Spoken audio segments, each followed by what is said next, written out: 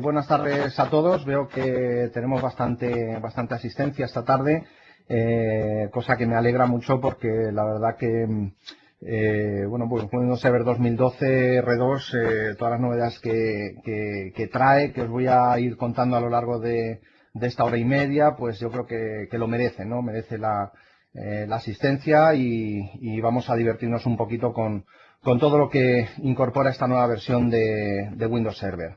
¿Qué tenemos para el día de hoy? Bueno, vamos a ver un poco, pues os voy a comentar un poco la visión de Microsoft desde el punto de vista de Cloud Computing, lo que es el Cloud OS o el sistema operativo de nube de Windows Server 2012 R2. Vamos a ver esas principales novedades, un pequeño resumen de todas las que incorpora, porque vais a ver que son muchísimas. Yo me acuerdo, pues, cuando estuvimos presentando hace ya algunos años Windows Server 2008 R2, que, bueno, pues traía ciertas novedades muy interesantes, características desde el punto de vista de servicios de empresa, pero realmente con 2012 R2 esto es impresionante, ¿no? Es decir, me ha sido incluso un poco difícil pues el tratar de resumir todas estas novedades en una hora y media, porque yo creo que eso es lo más complicado, pero bueno, vamos a tratar de hacerlo. Vamos a ver, lo he dividido en 4 áreas fundamentales, un área que he denominado almacenamiento, otra área que vamos a ver desde el punto de vista de infraestructura, otra área bastante nueva, bastante revolucionaria, que digamos que es la base de todas las comunicaciones que ahora podemos disfrutar y disponer desde el punto de vista de cloud computing, desde el punto de vista de tanto nube privada como nube híbrida, incluso nube pública, que es el Software Defined Networking o SDN. Vamos a comentar un poquito qué es esto, de qué se trata y cómo incorpora Server 2012 R2 estas características. Y cómo no, pues no podíamos dejar de hablar de virtualización y de alta disponibilidad. Si os quiero anunciar ya desde ahora que, bueno, pues más adelante, durante estas próximas semanas, empezando este próximo jueves, si no me equivoco, tendremos los nuevos, bueno, toda esta serie de Windows Server 2012 R2 y de System Center 2012 R2, donde seguiremos profundizando tanto en virtualización, Hyper-V, como en la gestión de centros de datos con System Center, gestión de nubes públicas, nubes privadas, etcétera. ¿De acuerdo? Bueno, pues vamos a ir comenzando. Y bueno, pues ¿cuál es la visión de Microsoft desde este punto de vista de Cloud Computing, toda la revolución que se está llevando a cabo en el mundo de la informática, en el mundo de la empresa, y qué servicios podemos obtener en Windows Server 2012 R2? Vamos a centrarlo tal vez en 5 pilares fundamentales. Sería pues el primer pilar, centro de datos sin barreras. Es decir, la posibilidad de disponer de accesibilidad a servicios, a entornos, a máquinas virtuales, independientemente de pues nuestra infraestructura de red, independientemente de las comunicaciones que podamos tener con un proveedor o con otro. El otro pilar es la innovación en la nube desde cualquier lugar, es decir, el poder acceder a esos servicios desde cualquier lugar, en cualquier momento y desde cualquier dispositivo. Servicios novedosos, interesantes, que vamos a ir viendo a lo largo de esta tarde, que incorpora Windows Server 2012 R2. Otro pilar fundamental es el despliegue dinámico de aplicaciones. Aquí entraría en juego no solamente el sistema operativo, sino evidentemente también toda la solución o el conjunto de soluciones de System Center 2012 R2 para proporcionar no solamente el despliegue dinámico de las propias aplicaciones, sino el sistema operativo, la infraestructura de base, la infraestructura de comunicaciones, lo que ahora se denomina el Fabric, etcétera, etcétera. Otro pilar importante es la plataforma flexible y consistente, es decir, Windows Server 2012 R2 tiene que ser un entorno que sea lo suficientemente flexible para digamos, ser funcional y poder posicionarse tanto en pequeña empresa como en grandes centros de datos. tanto en nube privada como en nube híbrida como en nube pública. Y así los vamos a ver y así lo estamos viendo. Entre otros aspectos, por ejemplo, con Windows Azure o con todo el ecosistema de proveedores de servicio que están basando sus soluciones en Windows Server 2012 o 2012 R2. Y por último, y no menos importante, el TI centrado en las personas, es decir, proporcionar soluciones que identifiquen toda la funcionalidad que requiera un usuario, una persona, tanto en su equipo de escritorio como en sus diferentes dispositivos móviles, el término que conocemos ya muy habitual de bring your own device, es decir, trae tu propio dispositivo, ¿de acuerdo? Pues las herramientas de System Center nos va a proporcionar, en conjunto con Windows Server 2012 R2, nos va a proporcionar toda esta gestión de tecnología de información centrado en las personas. ¿De acuerdo? Por lo tanto, pues estos son los 5 pilares básicos en los que se basa tanto Windows Server 2012 R2 como System Center 2012 R2. Desde el punto de vista de las novedades, a nivel de sistema operativo, bueno, pues aquí he hecho un pequeño resumen de algunas de ellas. Si vais a la página de TechNet de novedades de 2012 R2, pues veréis que hay bastantes más.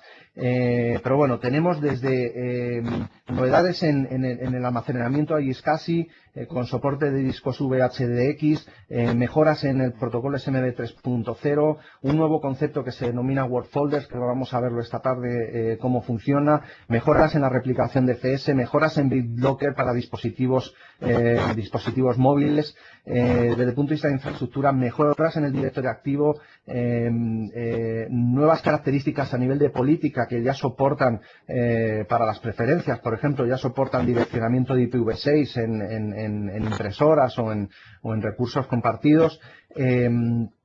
Otro elemento importante, otra característica importante y novedosa que se llama Workplace Join, que nos va a permitir unir diferentes dispositivos al directorio activo para tener acceso a la información corporativa, a carpetas, a aplicaciones, etcétera. El Software Defined Networking, todo lo que es la parte de, digamos, en red basada o diseñada o definida a nivel de software. En ese sentido, Windows Server 2012 R2 incorpora nuevos gateway de tipo multitenant, es decir, capaz de gestionar múltiples conexiones a múltiples centros de datos de diferentes proveedores o diferentes clientes, acceso remoto de VPN de la misma forma, incorpora el protocolo BGP para el aprendizaje de direccionamiento entre diferentes centros de datos, incorpora una característica que los que hayáis trabajado con TMG o con ISA Server la apreciaréis, que es el Web Application Proxy, la posibilidad de publicar con proxy inverso aplicaciones corporativas en Internet, pues ya lo tenemos directamente en Windows Server 2012 R2. Y desde el punto de vista de virtualización, pues, ¿qué os puedo decir? Mejoras importantísimas desde el punto de vista de la virtualización de red, desde el punto de vista de los switches virtuales, a nivel de clustering también mejoras desde el punto de vista de la capacidad de resistencia cuando se nos caen nodos o se nos caen o tenemos problemas con alguna infraestructura física. Y bueno, pues esto es un poco un resumen de todo lo que tenemos en 2012 R2. Como podéis ver, no es poco. Y bueno, pues vamos a ver alguna de estas. Evidentemente no tenemos tiempo en 1 hora y media para ver todos estos apartados, pero sí, como decía, he resumido pues algunas cuestiones que me han parecido pues de lo más interesante. Vamos a comenzar con todo el área de almacenamiento. Y bueno, pues os quería comentar un poquito pues que tradicionalmente el almacenamiento siempre ha sido un problema en los centros de datos, ¿no? Tanto en centros de datos privados como en hosters o en proveedores de servicio que proporcionan servicios de nube pública. El almacenamiento tradicionalmente el problema venía por el espacio. Hoy en día tal vez el espacio o la capacidad de adquisición de espacio está bueno, pues relativamente superado. Los discos son mucho más económicos que hace algunos años. Pero ahora tenemos el inconveniente del rendimiento. Discos a 15.000 revoluciones pues suelen ser bastante caros y suelen ser bastante escasos en espacio. Sin embargo, discos a 7.500 revoluciones pues suelen ser más económicos y con espacios más amplios, ¿no? Con capacidad de almacenamiento más amplia. ¿Qué es lo que proporciona Windows Server 2012 R2 en este sentido? Bueno, pues los espacios de almacenamiento vienen a tratar de resolver estas situaciones. En 2012 R2 además se añade la capacidad de almacenamiento en capas, en donde podemos combinar tanto discos tradicionales como discos de estado sólido. Digamos, cubriendo ese aspecto, ese problema que muchas veces nos encontrábamos con el tema del rendimiento, ¿no? Entonces podemos combinar en un espacio de almacenamiento los storage spaces que ya se anunciaron y que ya tenemos disponibles en la versión 2012 de Windows Server. Pues ahora en 2012 R2 se amplía estas capacidades y podemos mezclar, podemos combinar en un solo espacio de almacenamiento disco sólido, disco de estado sólido con discos tradicionales. De tal forma que los datos, la información que más se accede, que más digamos los usuarios están utilizando día a día, se mueven automáticamente a los discos de estado sólido. También los administradores pueden manualmente vincular un fichero, una carpeta o un conjunto de archivos a un disco concreto de estado, un espacio de almacenamiento de estado sólido. En este sentido, pues tenemos la posibilidad con los espacios de almacenamiento de virtualizar ese almacenamiento. Además, utilizando discos económicos podemos crear una infraestructura de almacenamiento para Hyper-V, para máquinas virtuales, para ofrecer servicios de servidor de archivos, etcétera, etcétera, relativamente económica, sin necesidad de ir a hardware especializado o a proveedores digamos específicos y con una capacidad de crecimiento y flexibilidad que no teníamos antes. Esto es muy importante tanto para empresas que ofrecen servicios de hosting o servicios de nube pública como nube privada, como las propias organizaciones y pequeñas empresas y organizaciones que tienen su propio centro de datos. En este sentido, pues aquí veis un poco el diagrama. Podemos, como decía, pues combinar los discos duros de estado sólido con discos tradicionales en un solo mismo espacio de almacenamiento. ¿Cómo lo hacemos? Con PowerShell. Hay una instrucción que es el New Storage Tier, que nos permite pues crear esas capas, esos espacios de almacenamiento en varias capas y consolidar el almacenamiento, mejorando el rendimiento en este sentido, porque es hoy en día la prioridad fundamental y el problema fundamental de los centros de datos en las organizaciones. Esto es un avance muy importante que tenemos en Windows Server 2012 R2 y que lo tenemos desde la caja, como dicen en inglés, es decir, out of the box, ¿no? Lo tenemos ahí, no tenemos que instalar absolutamente nada de forma adicional. Otra característica muy importante es el soporte que ahora tenemos en el target server de SCSI de discos virtuales VHDX. Discos virtuales que, como todos sabemos, tienen una capacidad de almacenamiento de hasta 64 teras y además se han ampliado las sesiones por destino hasta 544 sesiones por destino y 256 unidades lógicas por servidor. Esto nos da una flexibilidad enorme a la hora de presentar discos para almacenar máquinas virtuales, para hacer crecer nuestro centro de datos o para mejorar el rendimiento de nuestro entorno. Todo esto está integrado como rol de servidor de Windows Server 2012. De nuevo, no tenemos que instalar software de terceros, no tenemos que irnos a descargar paquetes adicionales, sino que ya lo tenemos como un rol adicional. Luego veremos un ejemplo de esta funcionalidad de iSCSI. Mejoras en el protocolo SMB. Tenemos ya la versión 3.0 y bueno, pues entre esas mejoras disponemos de balanceo automático de clientes en servidores de escalabilidad horizontal, lo que ahora se denomina el scale out, es decir, servidores conectados a un espacio de almacenamiento que van a ir creciendo de forma horizontal a medida de las necesidades que vayamos teniendo. Tenemos mejoras en el rendimiento de SMB Direct, es decir, SMB sobre acceso remoto a memoria, mejoras en los mensajes de eventos también para aspectos de troubleshooting y de auditorías, soporte de VHDX como almacenamiento compartido. Esto es muy importante, lo voy a comentar un poco más en detalle más adelante en el webcast, pero sí os adelanto pues que ahora con Windows Server 2012 R2 y SMB 3.0 vamos a poder crear clústeres de máquinas virtuales, es decir, dentro de las máquinas virtuales, de aplicaciones, de un SQL Server, un Exchange, etcétera, dentro de la máquina virtual sin tener que presentar la LUN o sin tener que presentar el hardware que tenemos por debajo a esa máquina virtual. Esto para los hosters y para las empresas que proporcionan servicios de nube pública y nube privada es muy interesante porque, digamos, pues virtualizamos ya completamente toda la infraestructura de almacenamiento que tenemos por debajo, ¿no? Live Migration de Hyper-V sobre entornos de SMB.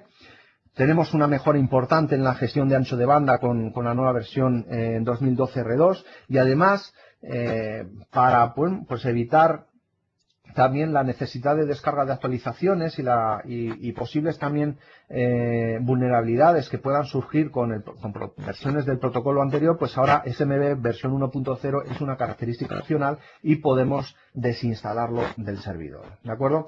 Por lo tanto, como podéis ver, son mejoras muy importantes. WorkFolders, otra de las características que hemos estado escuchando durante los últimos meses y bueno, pues vamos a ver cómo funciona esto. WorkFolders es una combinación, una tecnología que combina tanto el servidor como el cliente, Windows 8.1, y que básicamente va a permitir a los usuarios acceder a sus datos personales, sus datos de trabajo, de forma centralizada. Esto no es novedoso, pero desde todos sus dispositivos, es decir, sincronizándose automáticamente en todos sus dispositivos que tenga, bueno, pues configurados, ¿no? Desde una tablet, un dispositivo móvil, un teléfono, etcétera, etcétera.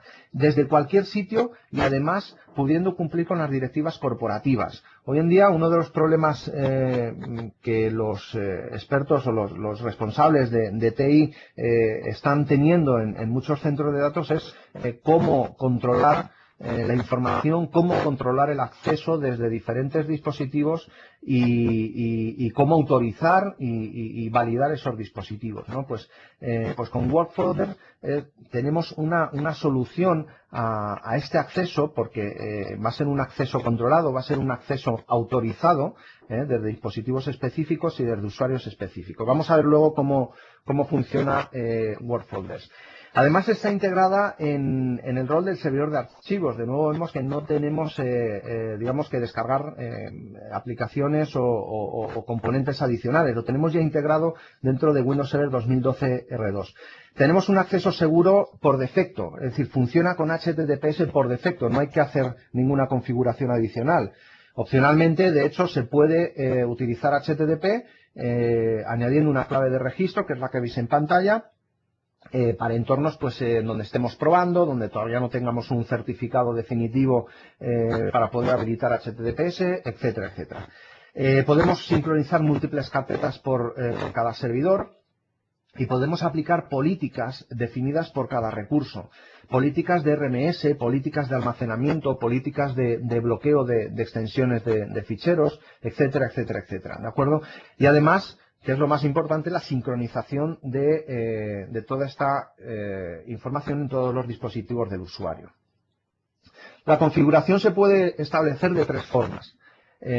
Una configuración manual, en donde a través de un descubrimiento automático o mediante una entrada explícita de la URL, el usuario accede al servicio.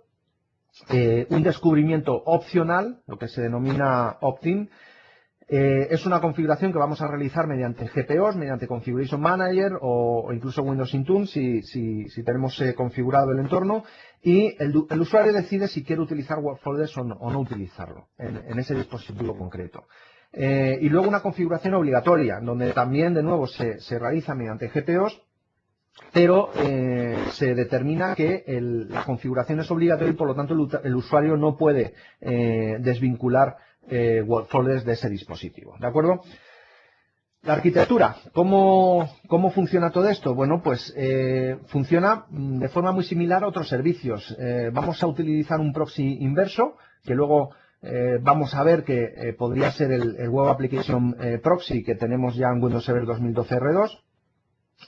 Publicamos una URL que tiene que empezar con workfolders, punto, y luego el nombre del dominio que tengamos registrado públicamente, y a través de ese proxy inverso accedemos al servidor de ficheros. Todo es, como decía, protocolo HTTPS, puerto 443, por lo tanto no vamos a tener ningún problema desde el punto de vista de la accesibilidad a través de firewalls, a través de dispositivos de control de acceso.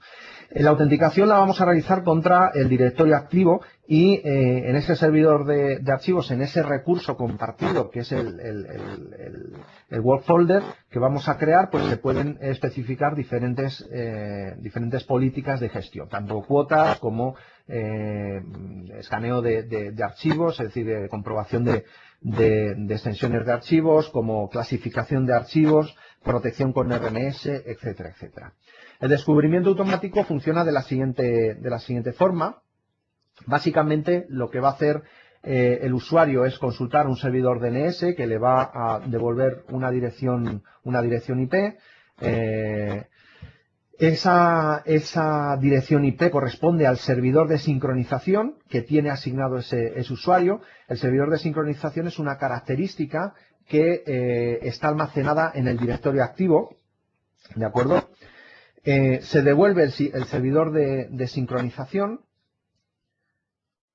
Cuando ya tenemos el servidor de sincronización, el propio servidor comprueba que, digamos, que el Word Folder para ese usuario pues se ubica en ese servidor o puede ubicarse en otro servidor. Por lo tanto, podría encontrarnos con la situación de que se le redirige a otro servidor de sincronización.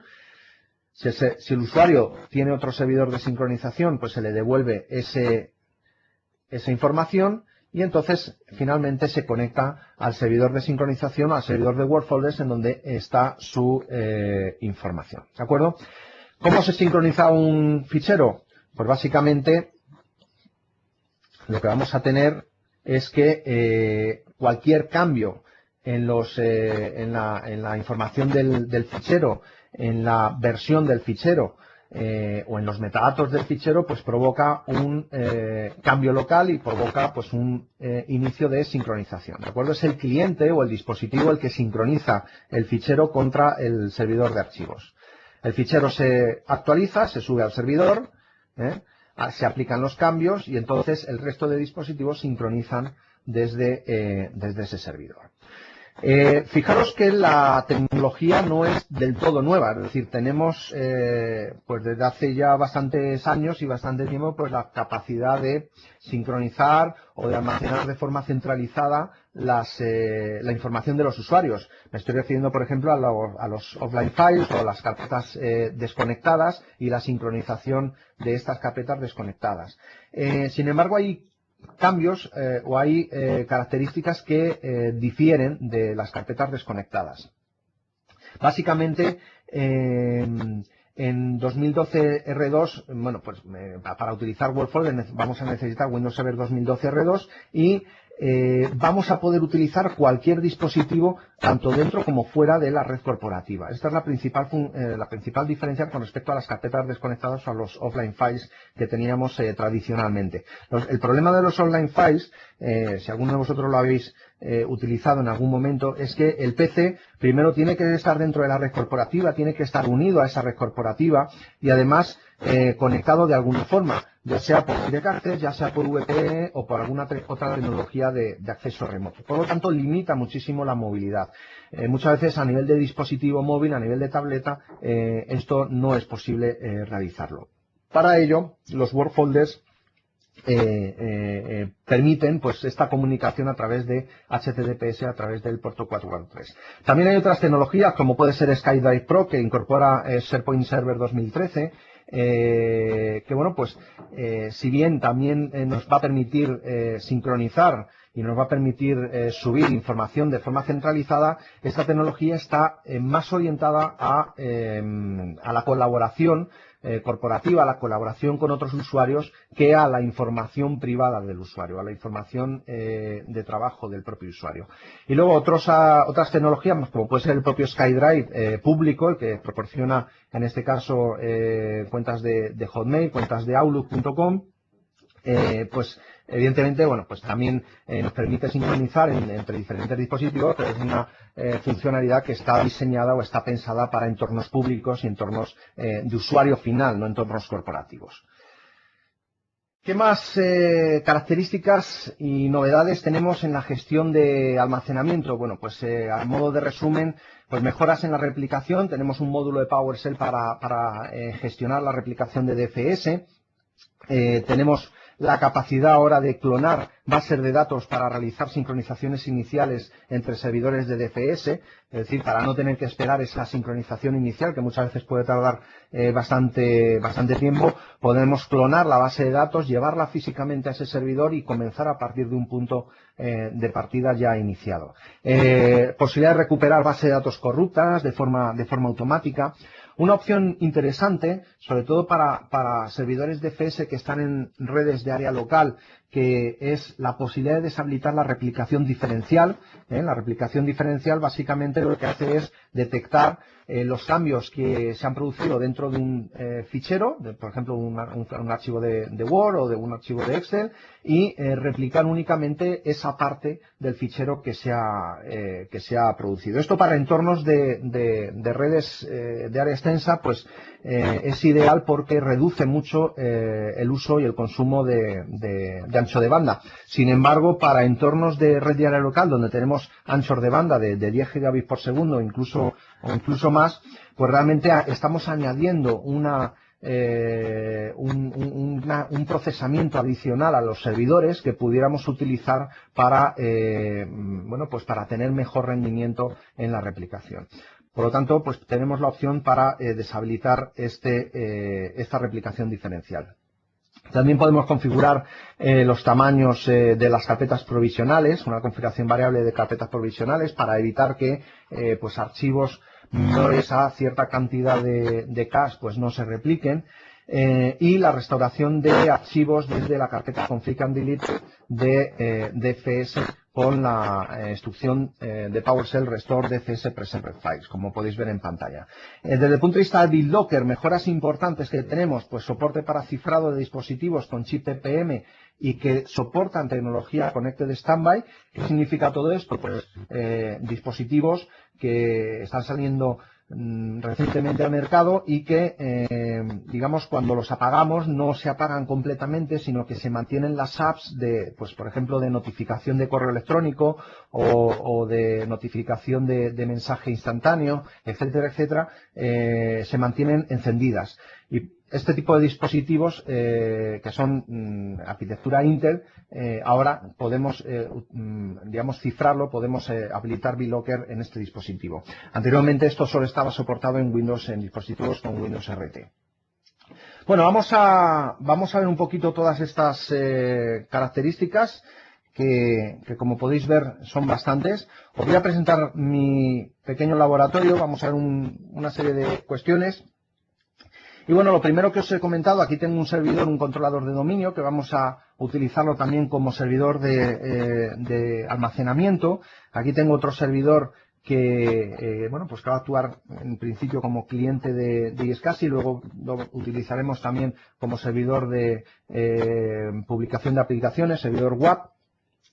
Y bueno, pues como podéis ver, si instalamos, utilizamos la característica de iSCSI Target, pues desde el Server Manager podemos crear discos duros virtuales en formato VHDX, como los tenéis aquí en pantalla, y presentarlos en diferentes máquinas virtuales y, entre otras cosas, por ejemplo, pues crear un clúster o, entre otras cosas, compartir esa información. ¿De acuerdo? Por lo tanto, podemos crear una máquina virtual que actúe como cabina de discos, por así decirlo, y presente discos duros iSCSI virtuales. ¿Cómo haríamos esto? Bueno, pues desde el asistente de creación de disco duro, ¿de acuerdo? Vamos a crear un nuevo disco duro. Lo vamos a hacer en esta carpeta, que es donde tengo todos los discos duros virtuales. Vamos a ponerle un nombre.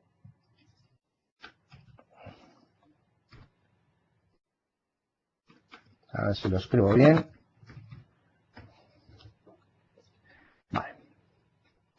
Bueno, nos va a pedir el tipo de discos y va a ser un disco de tamaño fijo, es decir, vamos a crear el tamaño completo que le asignemos desde el primer momento, un disco de expansión dinámica o un disco diferencial. En este caso vamos a crear un disco de expansión dinámica, vamos a crearlo, por ejemplo, de 75 gigas. Sabéis que tenemos hasta 64 teras de capacidad de almacenamiento en este formato de disco duro virtual. Y la siguiente pantalla del asistente nos solicita un target, un servidor al cual le vamos a vincular esta unidad o este disco duro virtual. En este caso ya tengo el servidor configurado porque ya he presentado algunos discos. Como podéis ver por aquí, vamos a abrir el panel de control.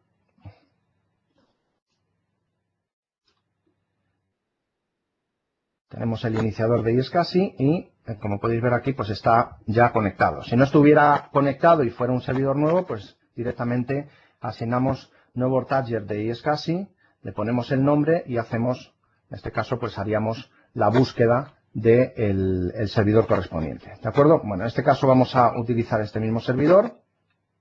Creamos el disco duro virtual, ¿vale? Tarda un poquito en crearse el disco duro virtual. Y al final lo que estamos creando por aquí no es ni más ni menos que discos VHDX, que a su vez están almacenados, en este caso, pues en una máquina virtual. ¿De acuerdo? Ya tengo un par de discos creados. Se está creando el disco número 3. Y bueno, pues desde aquí vamos a refrescar. Vamos a esperar a que termine la creación del disco. Está asignando el disco duro virtual al target y veis qué sencillo que es la creación de este tipo de discos duros. Podemos convertir nuestro servidor en una cabina de almacenamiento para proporcionar servicios de archivo, para proporcionar bueno, pues servicios de almacenamiento a otras aplicaciones, incluso pues instalar a partir de estos discos un clúster de alta disponibilidad. Bueno, vamos a esperar a que termine.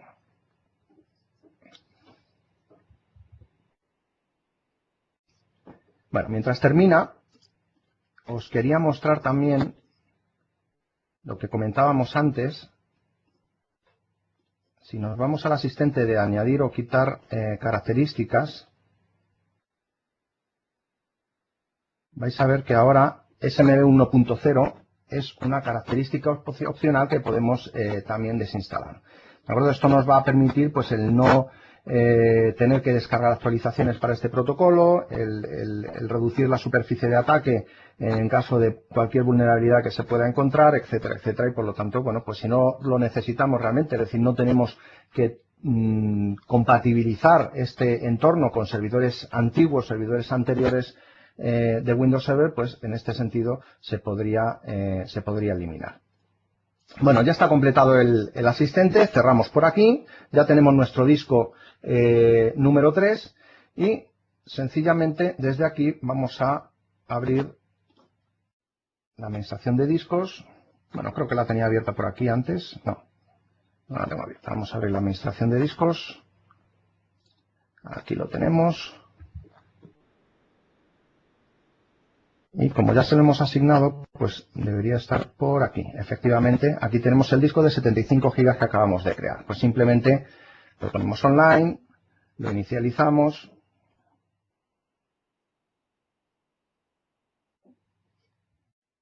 Y creamos un volumen simple y lo formateamos. Ya lo tenemos por aquí. Y bueno, pues nos ha asignado la letra G.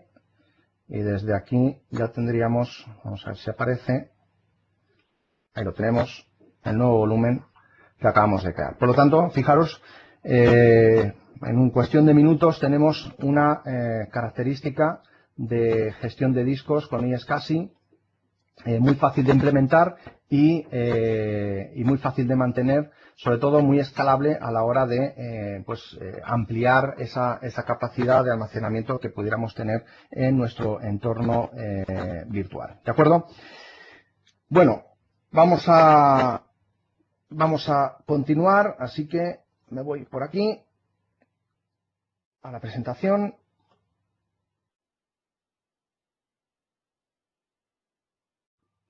Y vamos a seguir con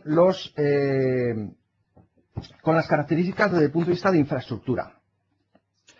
Hay muchas novedades también interesantes en los servicios de infraestructura y una de las más interesantes es lo que se denomina Workplace Join, es decir, un nuevo servicio, una funcionalidad que se integra con directorio activo y que nos permite unir nuestros dispositivos móviles, tabletas, etcétera, a nuestro directorio activo y disponer de acceso pues a la información corporativa. Además, este dispositivo se va a convertir a la vez en una autenticación de doble factor. Es decir, el servicio lo que hace es descargar un certificado e instalarlo en el dispositivo, un certificado que identifica de forma única a ese dispositivo, a ese usuario, está vinculado con ese usuario y por lo tanto a la hora de acceder a la información vamos a tener que introducir el usuario y contraseña de nuestro dominio como de forma tradicional, pero además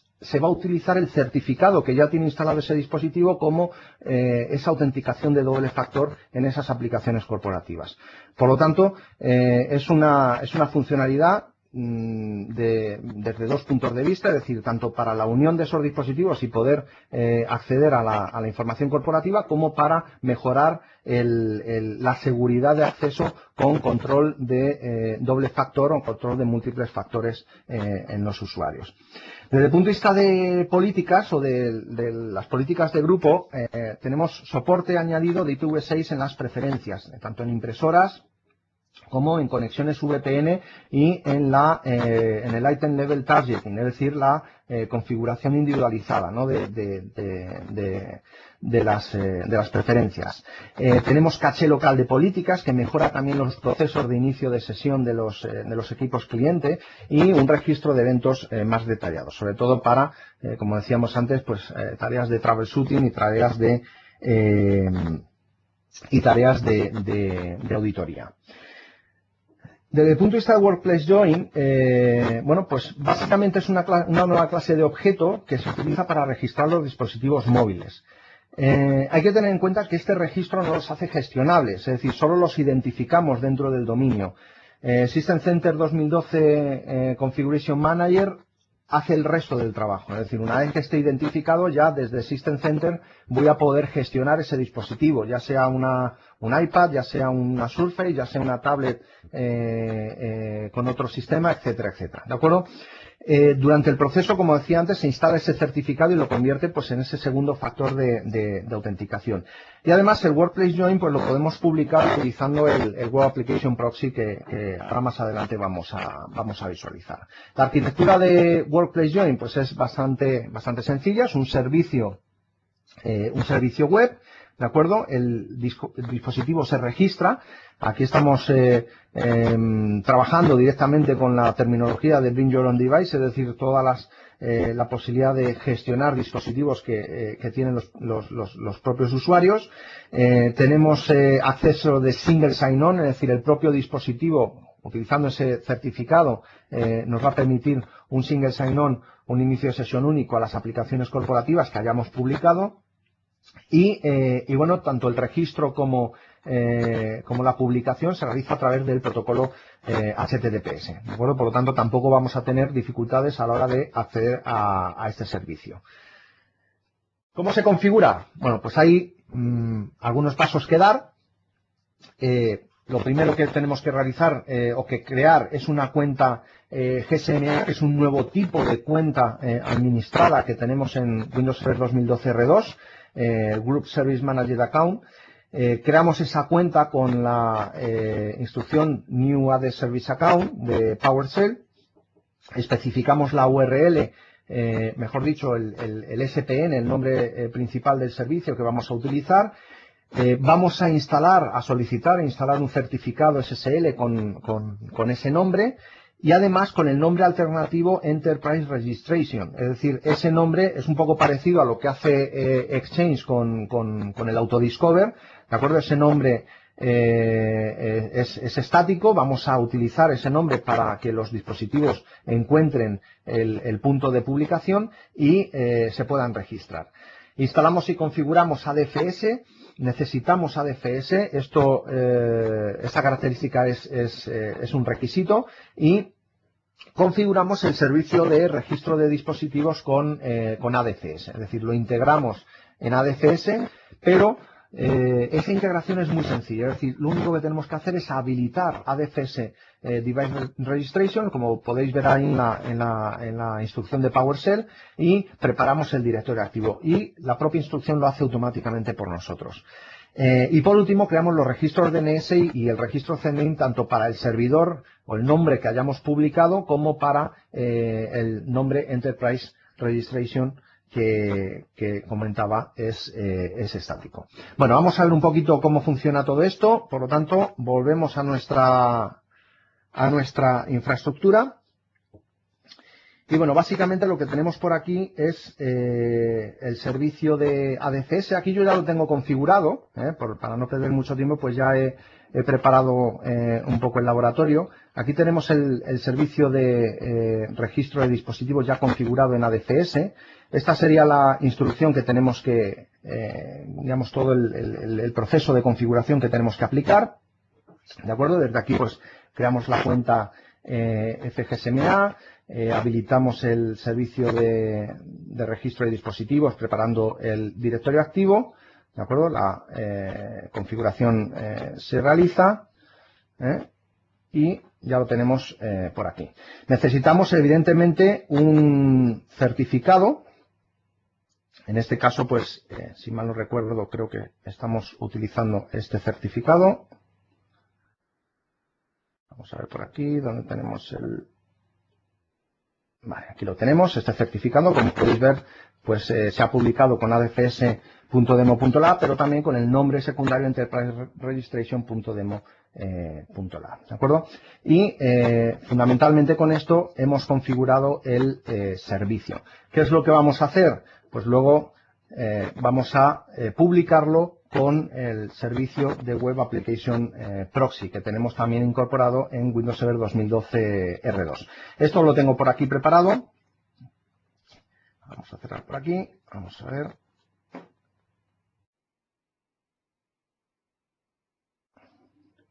Vamos a ver si lo tengo por aquí. Vale, aquí lo tengo. El servicio de Web Application Proxy, que luego vamos a comentar un poquito más en detalle, nos permite publicar a modo de proxy inverso pues diferentes aplicaciones web, ¿de acuerdo? Básicamente lo que vamos a hacer para configurarlo es unirlo al servicio de ADFS, es decir, vincularlo con el servicio de ADFS que hemos configurado anteriormente, y en este caso pues lo que vamos a hacer ya es publicar una aplicación. ¿De acuerdo? Como podéis ver con el asistente de publicación tenemos por el momento dos opciones de publicación, autenticación de ADFS o pass-through. Pass-through significaría que este servicio no va a preautenticar a los usuarios, sino que va a pasar las credenciales directamente al servicio que está detrás y que es el que estamos publicando.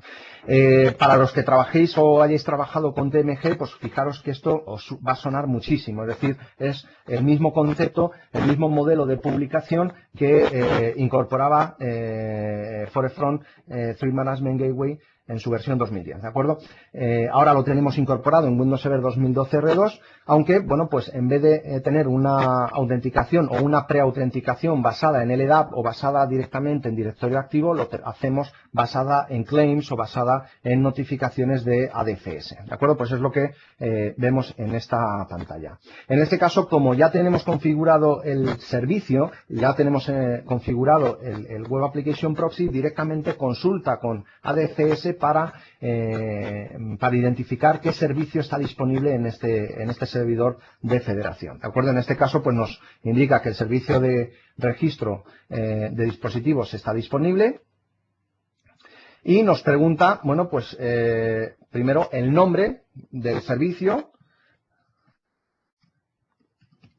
Vamos a ponerle registro de dispositivo y la URL interna y externa que vamos a utilizar. En este caso vamos a utilizar device.demo.lab y el certificado asociado, ¿vale? Previamente, pues tenemos que haber emitido un certificado para este servicio, ¿de acuerdo? Yo por aquí tengo abierta la consola de certificados de esta máquina, ya hay un certificado emitido para Enterprise Registration y además, como podéis observar, como nombre alternativo device.demo.lab. ¿De acuerdo? Podemos combinar cualquier nombre público que queramos utilizar, pero siempre Enterprise Registration lo tenemos que incluir en el certificado.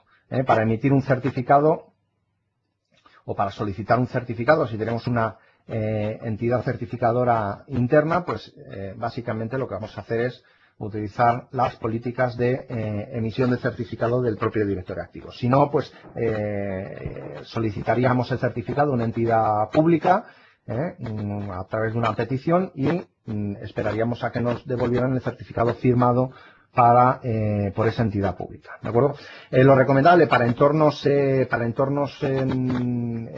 producción es utilizar certificados de entidades públicas, ¿de acuerdo? Porque si no, pues tenemos que estar implementando esos certificados en cada uno de los dispositivos que se vayan a conectar a nuestra infraestructura, ¿vale? Aquí básicamente lo que vamos a poner es el nombre común del certificado y cualquier nombre alternativo DNS lo ponemos en esta casilla, ¿vale?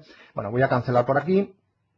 Ya tenemos el certificado emitido y es tan sencillo como esto, es decir, especificamos la URL externa, especificamos la URL interna o del servicio que estamos publicando.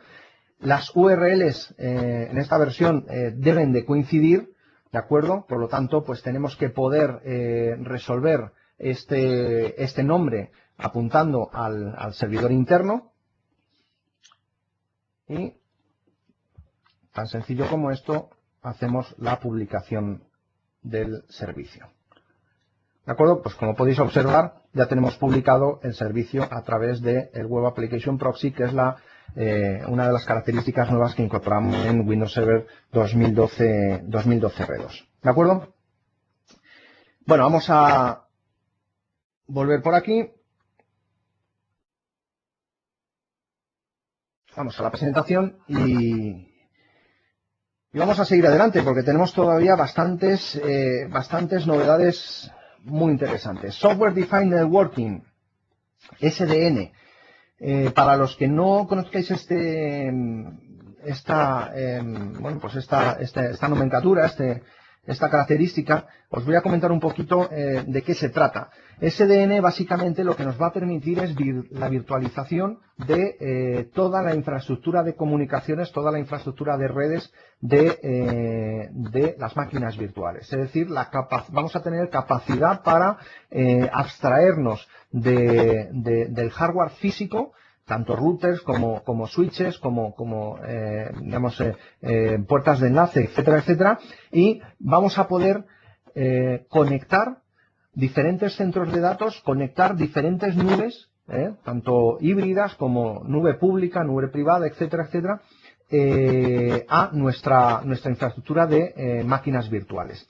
Esto transforma completamente el centro de datos, es decir, nos abstraemos completamente de lo que es la red física. Además, nos va a permitir centralizar tanto la definición como el control de las políticas que gobiernan esas redes, tanto físicas como virtuales. Toda esta gestión se hace de forma automática. Aquí nos vamos a apoyar evidentemente con Virtual Machine Manager, System Center 2012 R2 Virtual Machine Manager, que va a hacer esa automatización, esa centralización de políticas.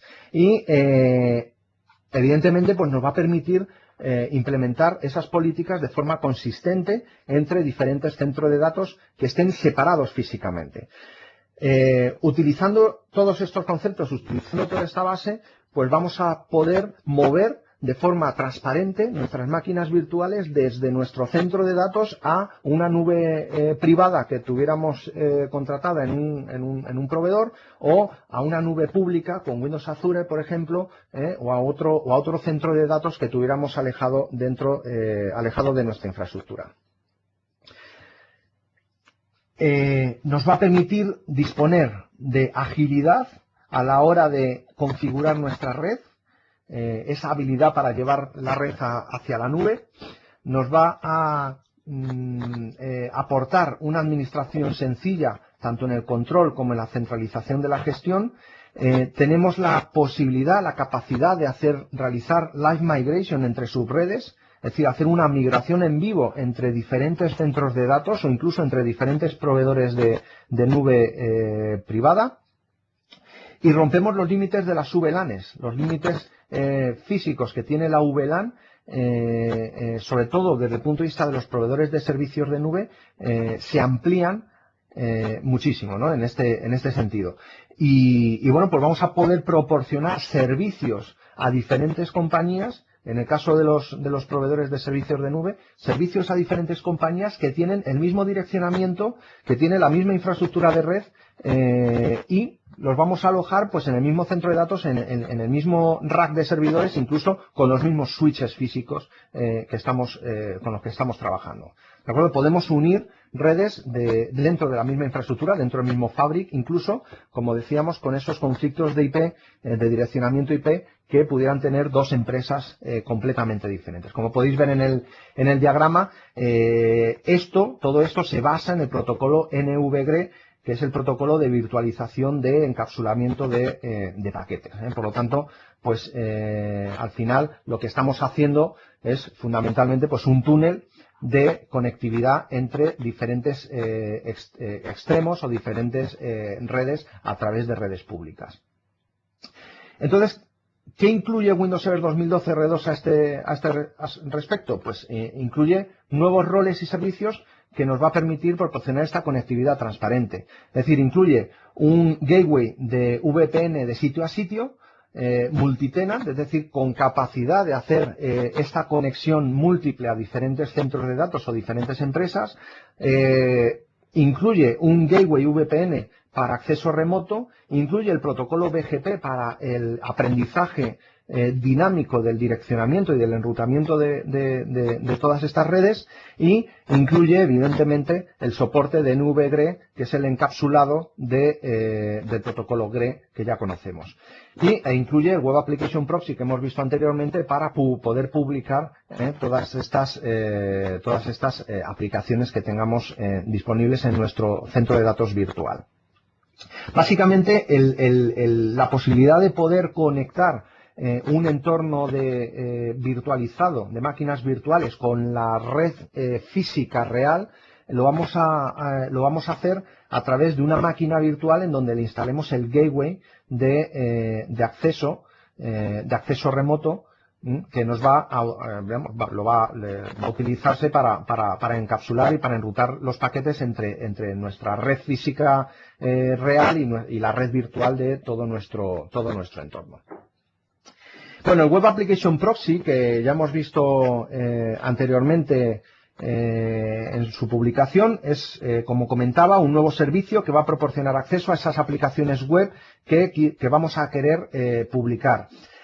Microsoft siempre ha recomendado en este sentido, en este aspecto, pues que cuando publiquemos una aplicación web lo hagamos a través de un proxy inverso, es decir, que no hagamos un túnel directamente a ese servidor publicado o a esa aplicación web. ¿Por qué? Porque el túnel, al estar cifrado, si lo hacemos a través de HTTPS, al estar cifrado, va a ser transparente y por lo tanto no vamos a poder actuar desde el punto de vista de firewalls, desde el punto de vista de análisis de tráfico, análisis de malware, etcétera, etcétera, o análisis de vulnerabilidades. En este sentido, cuando realizamos una publicación de proxy inverso, vamos a poder desencapsular ese tráfico, descifrar ese tráfico, analizarlo, aplicarles incluso medidas y políticas de control de acceso y autorizar o no autorizar ese tráfico. Si a esto le añadimos la capacidad de preautenticar a esos usuarios, es decir, que no sea la propia aplicación que está detrás la que autentica el acceso del usuario, sino que es el Web Application Proxy, pues entonces tenemos una solución completa. En este sentido, la autenticación que vamos a utilizar con Web Application Proxy está basada en notificaciones, es decir, necesitamos el servicio de ADFS y además este servicio, como evidentemente, como es lógico, pues actúa como proxy de ADFS también. Es decir, reemplaza lo que es la funcionalidad de ADFS Proxy que teníamos en versiones anteriores de Windows Server 2012 y anteriores. La arquitectura, ¿cómo es? Bueno, pues fundamentalmente lo que tenemos es el servidor de proxy de aplicación web, que incluye el ADFS Proxy y que nos va a redirigir el tráfico tanto a lo que es el servicio de ADFS para la autenticación como a la propia aplicación que está publicada, como lo hemos visto anteriormente. Yo voy a poder tener acceso tanto desde entornos de nube pública, entornos de nubes privadas, servicios incluso, servicios web, es decir, no necesariamente tiene que ser un usuario el que esté teniendo acceso, o desde entornos corporativos, otros negocios, proveedores, clientes, etcétera, que se estén conectando a nuestra web. ¿De acuerdo?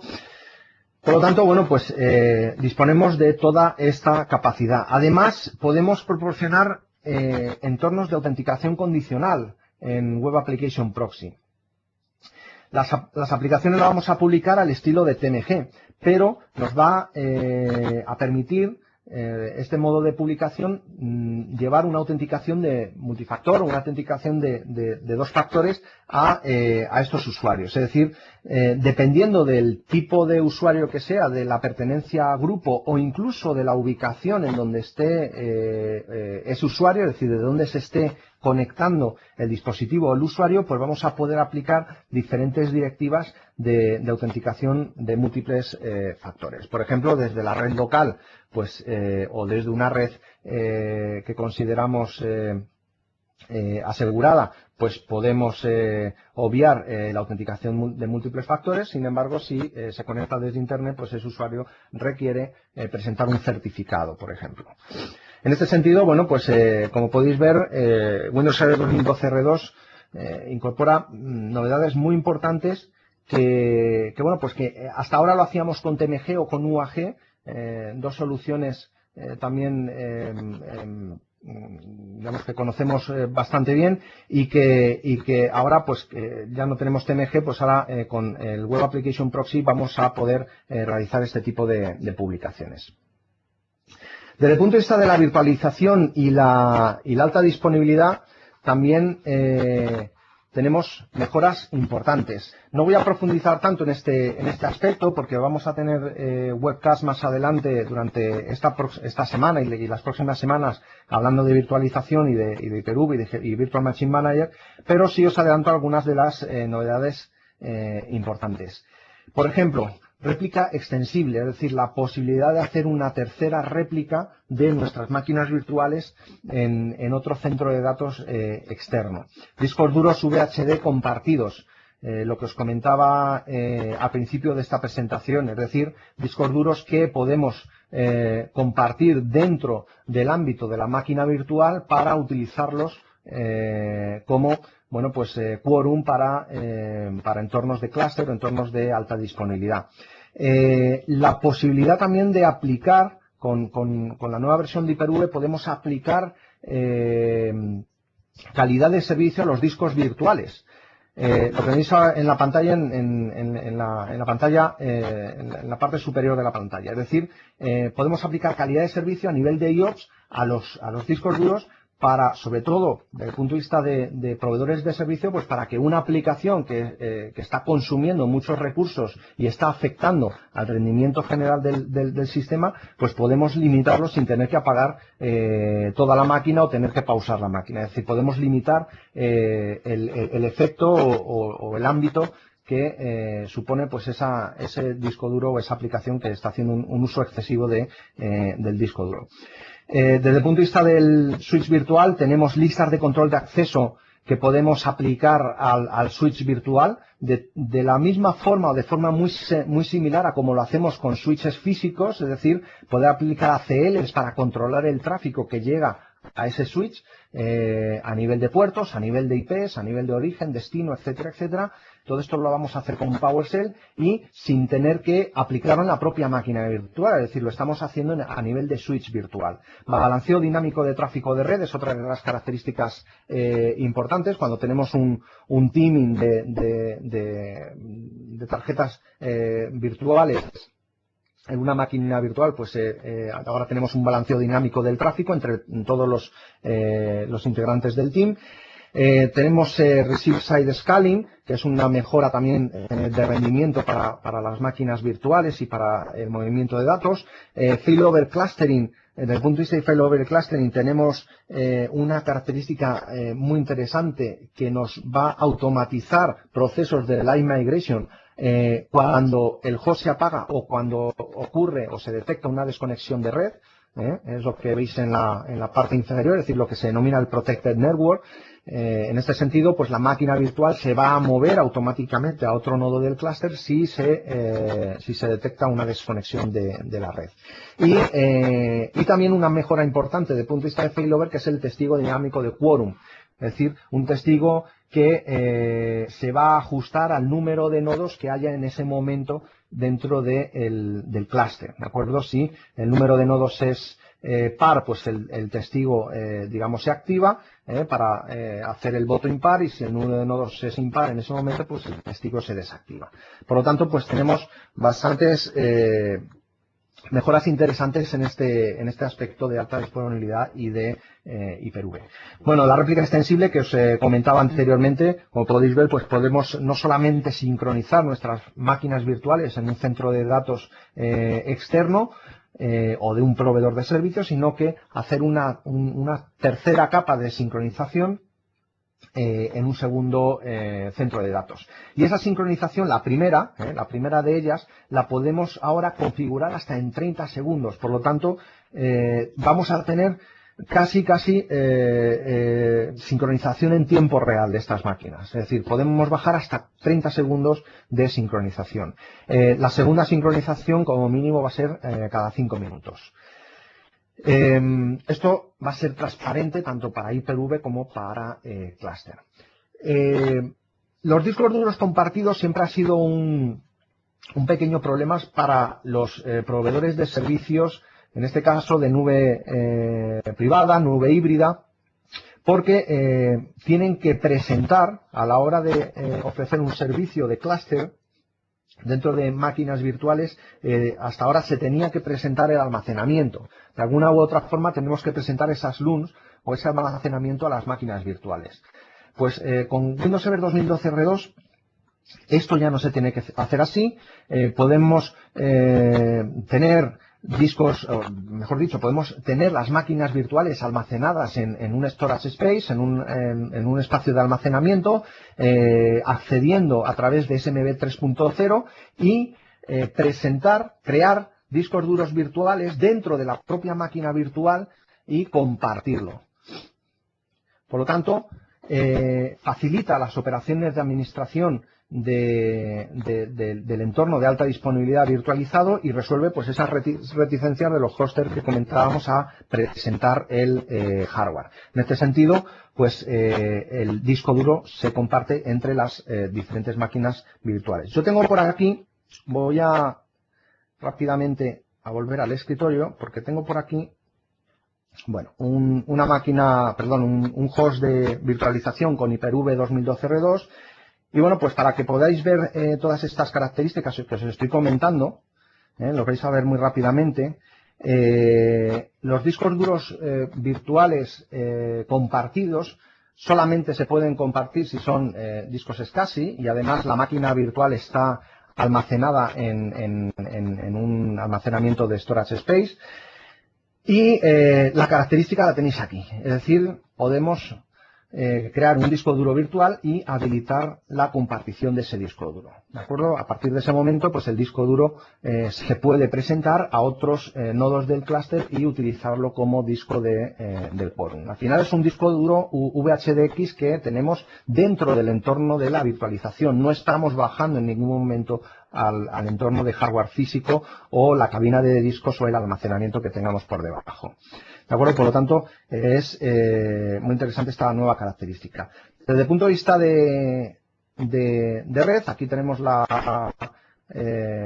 opción de red protegida que comentaba antes para que automáticamente, bueno, aquí esta máquina no está en clúster, pero si estuviera en un entorno de clúster, pues automáticamente cuando se detecte un fallo en la comunicación con esta máquina virtual, pues automáticamente se movería a otro nodo del clúster. ¿De acuerdo? Bueno, vámonos por aquí.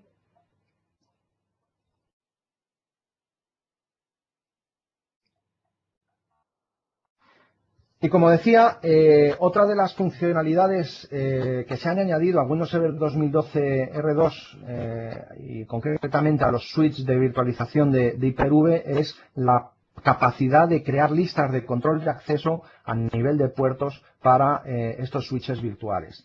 Lo vamos a hacer todo con PowerShell, no tenemos por el momento un entorno gráfico, pero bueno, pues es relativamente sencillo aplicar estas listas de control de acceso. Con la instrucción add VM Network Adapter Extender ACL podemos definir tanto el origen como el destino de la comunicación, el peso de esa regla y la acción que vamos a realizar. Importante señalar que cuando hablamos de peso, la regla que tenga más peso es la que se procesa de forma inicial, es decir, se procesa anteriormente.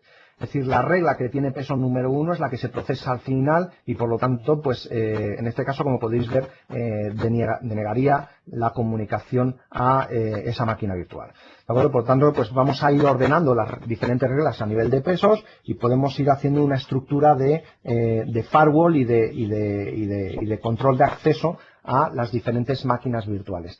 Esto lo vamos a hacer sin tener que tocar la máquina en sí, sin tener que tocar ni el firewall de la máquina virtual ni añadir componentes en nuestro host de virtualización ni en la propia máquina virtual. Es decir, lo hacemos ya directamente sobre el switch de virtualización de Hyper-V.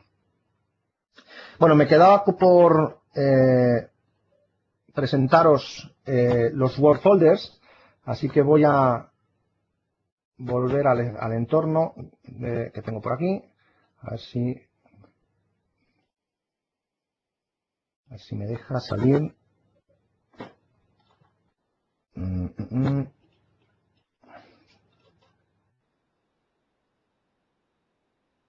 Bueno, no puedo salir de la máquina de antes. Vale, vamos, estamos aquí, eso es. Vale, ya hemos salido. Bueno, entonces, comentaba, me quedaba por enseñaros los Word Folders. Así que vamos a apagar esta máquina por aquí y vamos a iniciar.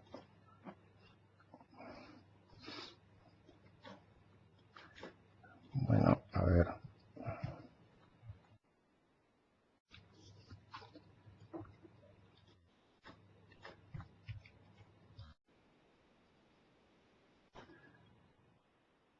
Vamos a desconectarnos, que lo tenía en pantalla completa y no podía salir de ahí.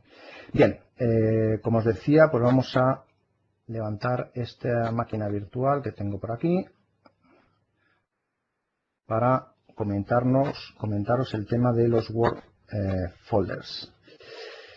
Los Word Folders, como decía al inicio de la presentación, es una funcionalidad que nos va a permitir pues, crear carpetas compartidas para los diferentes usuarios y bueno, pues sobre esas carpetas compartidas pues los usuarios van a poder sincronizar todo su trabajo en diferentes dispositivos y además accediendo de forma segura con HTTPS. Vale, lo tenemos por aquí. Vale, ya la tenía preparada.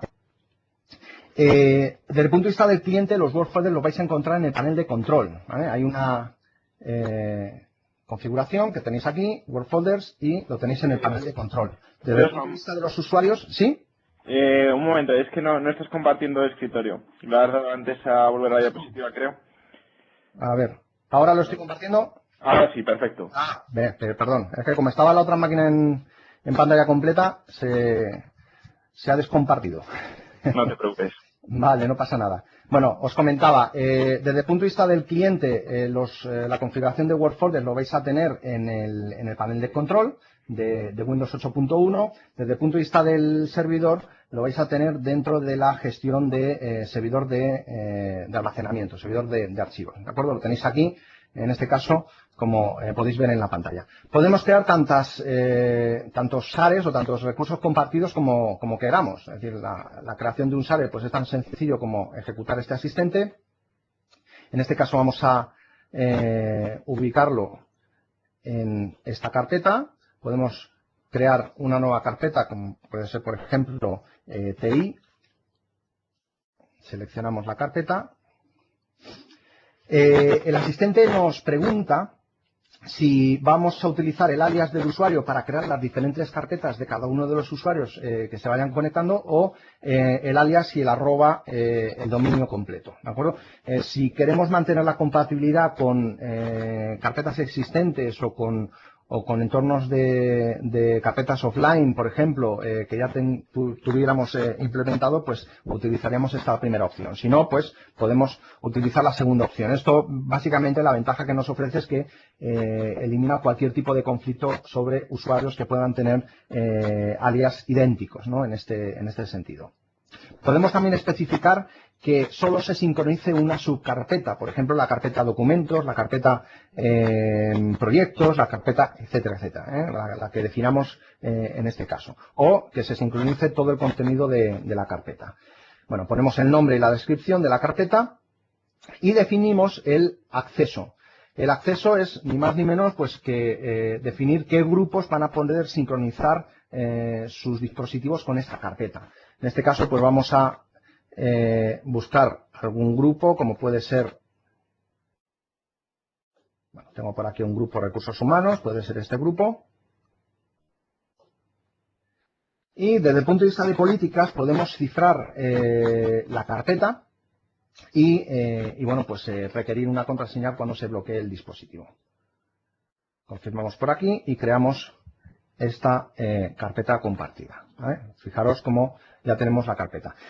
Podemos crear tantas carpetas como queramos, como os comentaba anteriormente. Luego, desde el punto de vista del cliente, para poder configurar los Word Folders, lo podemos hacer de forma manual, os lo comentaba anteriormente durante la presentación, o lo podemos hacer de forma automática. De forma automática tenemos dos variantes. De forma automática, permitiendo al usuario configurar o no los Word Folders, o de forma automática obligando al usuario a que esté configurado. Esto lo definimos a nivel de políticas. En este caso yo tengo una política creada, que si la editamos, bueno, la podemos ver por aquí. Vemos el contenido de esta política y bueno, pues fundamentalmente lo que vamos a configurar es la URL de acceso al servicio de Word Folders y lo que os comentaba de forzar o no la configuración automática. En este caso está deshabilitado. Una vez tenemos todo esto, bueno, y la configuración inicial que hemos comentado antes, una vez que tenemos todo esto, simplemente el usuario ejecuta el asistente de configuración de WordFolders. Por el momento en esta versión preview no se le puede cambiar la ubicación de la carpeta, es decir, siempre va a ir dentro del perfil del usuario barra WordFolders. Posteriormente se podrá cambiar. Y nos pide que aceptemos, como es lógico, las políticas que se van a aplicar en este PC.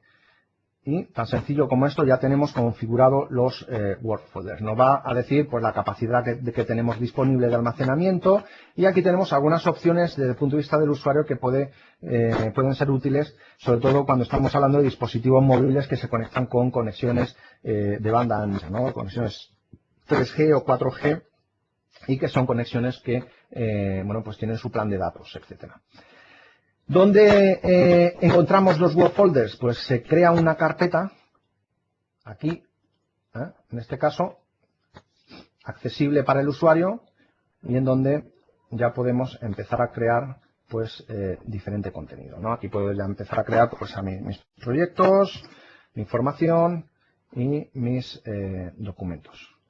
En el servidor lo tenemos todo esto ubicado, en este caso lo estoy creando en una carpeta que se llama WordFolders y una carpeta que se llama Documentos. Y aquí tenemos los diferentes usuarios que se van a ir, bueno, las diferentes carpetas asociadas a usuarios a medida que se vayan uniendo y configurando esta característica. Luego, si tengo un dispositivo móvil, si tengo una tablet, tengo otro PC, incluso un PC que pudiera estar fuera de mi red corporativa, en casa, etcétera, etcétera, pues también puedo conectarme y sincronizar esta carpeta. Y voy a tener toda esa información accesible en todo momento en todos mis dispositivos.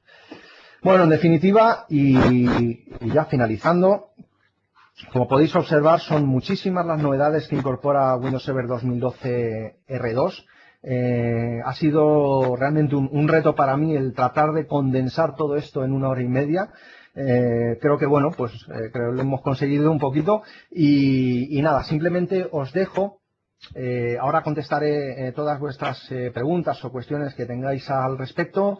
Os dejo, lo tendréis también cuando descarguéis la PPT, una serie de recursos técnicos que creo que son muy válidos para ver todas estas funcionalidades, desde bueno, pues todo lo que los laboratorios que podemos implementar con los discos duros compartidos, con las políticas de control de acceso de los switches de Hyper-V, el gateway de Windows Server, el Web Application Proxy, etcétera, etcétera, etcétera. Todos esos recursos técnicos que yo creo que os van a servir bastante bien para seguir profundizando en estos temas.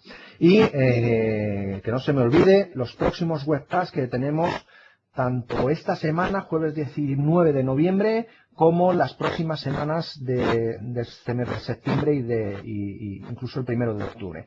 Los siguientes webcasts serán novedades de virtualización, escenario de nube privada con System Center 2012 R2, aprovisionamiento de servicios con System Center 2012 R2, veremos todo lo que es la gestión, la automatización de despliegue de servicios y infraestructuras con System Center, gestión de recursos asignados a departamentos con System Center 2012 R2 y monitorización y gestión de nube privada con System Center 2012 R2. Ahí os dejo todos los enlaces para que os registréis y que no os perdáis ni uno, porque yo creo que merece muchísimo, muchísimo la pena. Nuestro contacto, ya sabéis, estamos en Sidertia Solutions, nuestra página web la tenéis por ahí, y cualquier cosa que queráis desde el punto de vista de ayuda técnica, proyectos, soporte, etcétera, que os podamos brindar, pues estamos a vuestra entera disposición, tanto en info@sidertia.com como en el teléfono que veis en pantalla. ¿De acuerdo? Y por mi parte, poco más. Yo creo que, bueno, tenemos 10 minutitos todavía.